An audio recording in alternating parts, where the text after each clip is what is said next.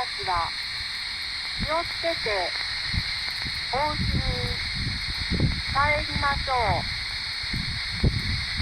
地域の皆さんも子どもたちの見守りをお願いいたします。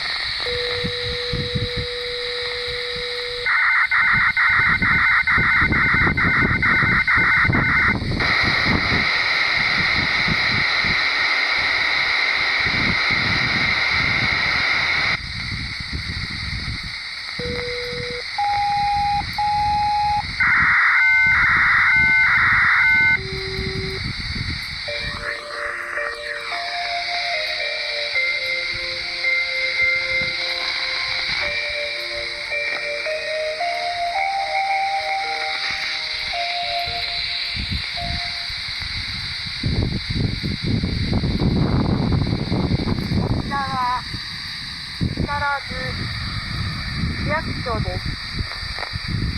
5時30分になりました。子どもたちは気をつけてお家に帰りましょう。地域の皆さんも子どもたちの見守りをお願いいたします。